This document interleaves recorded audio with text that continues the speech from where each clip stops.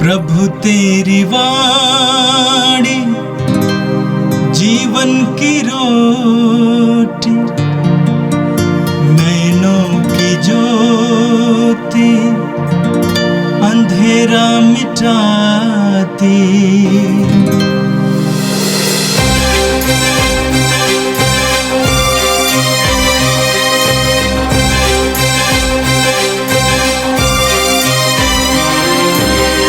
प्रभु तेरी वाणी जीवन की रोटी, नैनों की ज्योति अंधेरा मिटाती। प्रभु तेरी वाणी जीवन की रोटी, नैनों की ज्योति अंधेरा मिटाती। वाणी वाणी वाणी वाणी वाणी पवित्र है, शाश्वत है, जीवन का मन्ना है। 25 सितंबर सोमवार। पहला पाठ इजरा का ग्रंथ, अध्याय 1 पद संख्या 1 से 6 तक। यिर्मयाह द्वारा घोषित अपनी वाणी पूरी करने के लिए प्रभु ने फारस के राजा सीरूस को उसके शासनकाल के प्रथम वर्ष में प्रेरित किया कि वह अपने संपूर्ण राज्य में यह लिखित राज्य प्रसारित करे। फारस के राजा सीरूस कहते हैं, प्रभु स्वर्ग के ईश्वर ने मुझे पृथ्वी के सब राज्य प्रदान किए और उसने मुझे यहूदियों के यरूशलेम में एक मंदिर बनवाने का आदेश दिया है। ईश्वर उनके साथ रहे जो तुम लोगों में से उसकी प्रजा के सदस्य हैं। वे लोग यरूशलेम में रहने वाले इज़राइल के ईश्वर प्रभु का मंदिर बनाने के लिए यरूशलेम की ओर प्रस्थान करें। जहाँ कहीं भी कोई इज़राइली हो, उसको वहाँ के लोग चांदी, सोना, सामान, पशुधन और यरूशलेम में रहने वाले ईश्वर के मंदिर के लिए स्वैच्छित उपहार प्रदान करें। तब यूदा और बेन्यामीन के परिवारों के अध्यक्ष, याजक और लेवी, वे सब लोग जिन्हें ईश्वर से यह प्रेरणा मिली, यरूशलेम में रहने वाले प्रभु का मंदिर बनवाने के लिए लौटने की तैयारियां करने लगे।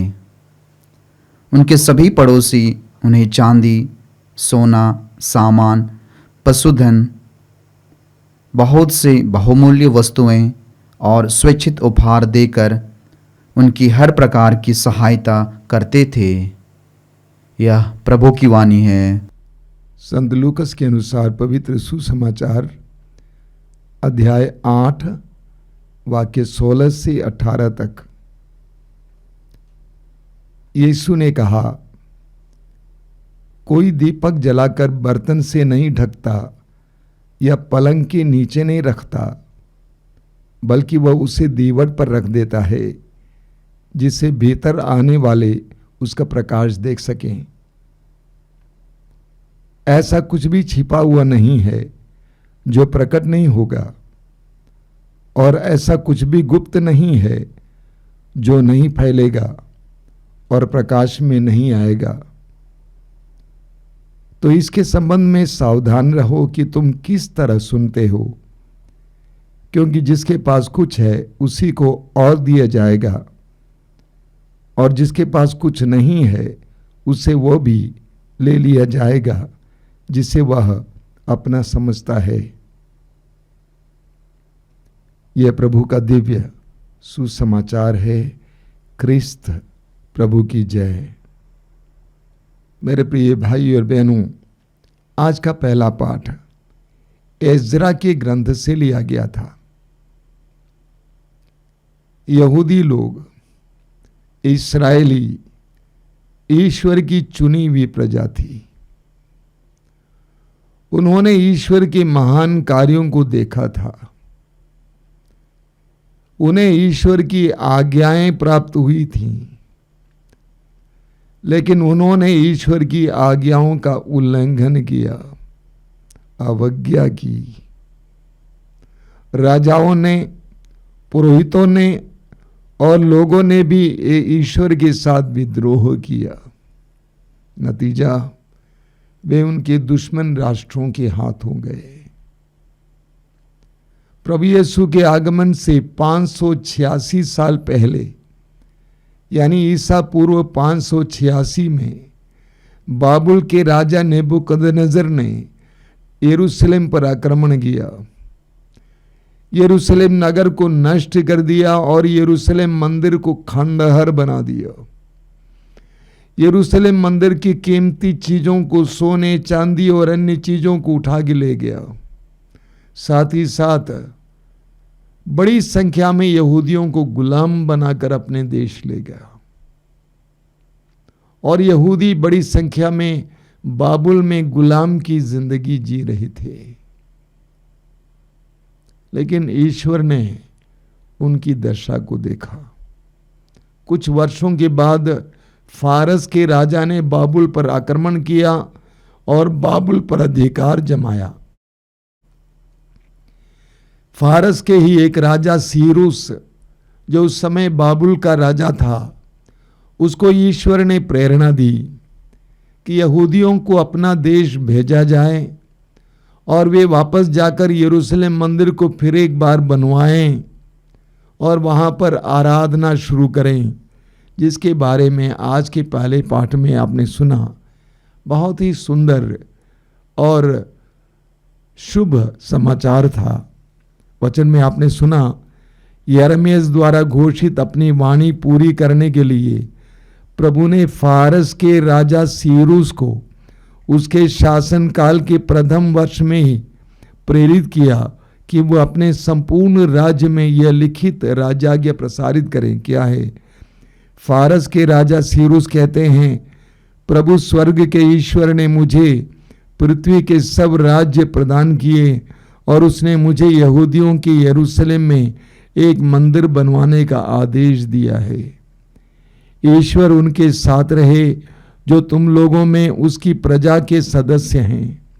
वे लोग यरूशलेम में रहने वाले ईश्वर, इस्राएल के ईश्वर प्रभु का मंदिर बनाने के लिए यरूशलेम की ओर प्रस्थान करें। जहाँ कहीं कोई इस्राएली हो, उसको वहाँ के लोग चांदी, सोना, सामान, पशुधन और यरूशलेम में रहने वाले ईश्वर के मंदिर के लिए स्वेच्छित उपहार प्रदान करें। तब यूदा और बेन्यामीन के परिवारों के अध्यक्ष, याजक और लेवी, वे सब लोग जिन्हें ईश्वर से यह प्रेरणा मिली यरूशलेम में रहने वाले प्रभु का मंदिर बनवाने के लिए लौटने की तैयारियां करने लगे। उनके सभी पड़ोसियों ने चांदी, सोना, सामान, पशुधन, बहुत सी बहुमूल्य वस्तुएं और स्वेच्छित उपहार देकर उनकी हर प्रकार की सहायता करते थे। देखा आपने, इसको चमत्कार कहते हैं। इसको चमत्कार कहते हैं, इसको ईश्वर का हस्तक्षेप कहते हैं। जो यहूदी गुलाम की तरह बाबुल में रह रहे थे, उन्होंने कभी नहीं सोचा था कि वे अपने घर वापस लौटेंगे। उन्होंने कभी नहीं सोचा था कि हमारा मंदिर फिर बन जाएगा। लेकिन ईश्वर ने वहां पर हस्तक्षेप किया। ईश्वर ने एक चमत्कार दिखाया। क्या संदेश दिया जाता है हमें? संदेश यह है कि ईश्वर अपनी प्रजा को कभी भूलता नहीं है। हम ईश्वर को कितना ही भूल जाएं, हम ईश्वर से कितने ही दूर चले जाएं, ईश्वर हमें भूलता नहीं है। इस्यास नबी के ग्रंथ की अध्याय 54 वाक्य 10 में प्रभु कहते हैं, चाहे पहाड़ टल जाएं, पहाड़ियां डावाडोल हो जाएं, किंतु तेरे प्रति मेरा प्रेम नहीं टलेगा और तेरे लिए मेरा शांति विधान डावाडोल नहीं होगा।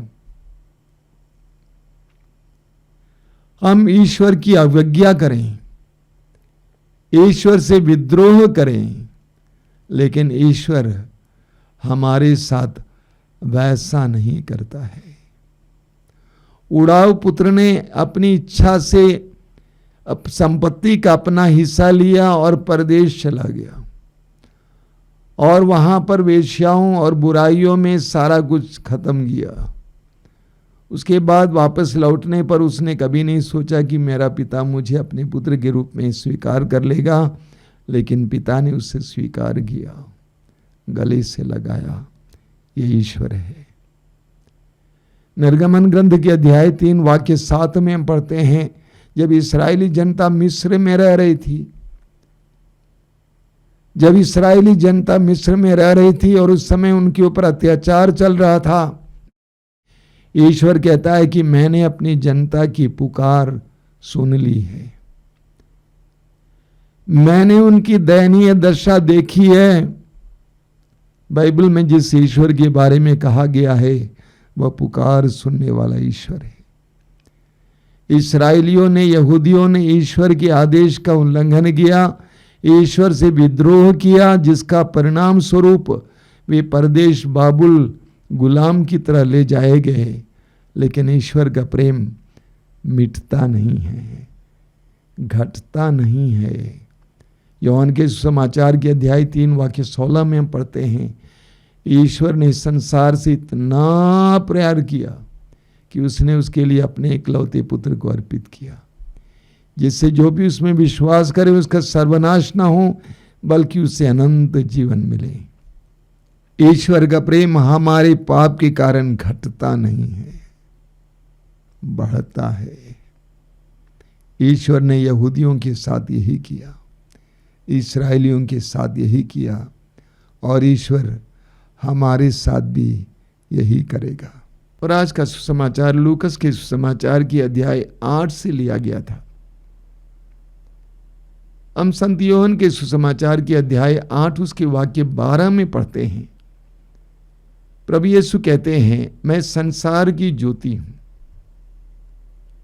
यीशु इस संसार में ज्योति बनकर आए, प्रकाश लेकर आए। और मत्ती के सुसमाचार के अध्याय 5 वाक्य 14 में प्रभु यीशु कहते हैं, तुम संसार की ज्योति हो, तुम संसार की ज्योति हो। हर विश्वासी, हर मसीही जहां कहीं भी हो, ज्योति का काम करने के लिए बुलाया गया है, यानी दूसरों को प्रकाश देने के लिए बुलाया गया है। आज के सुसमाचार में प्रभु यीशु कहते हैं, कोई दीपक जलाकर बर्तन से नहीं ढकता या पलंग के नीचे नहीं रखता, बल्कि वह उसे दीवट पर रख देता है, जिससे भीतर आने वाले उसका प्रकाश देख सके। प्रभु यीशु कहते हैं, तुम दीपक हो, तुमको छिपना नहीं चाहिए।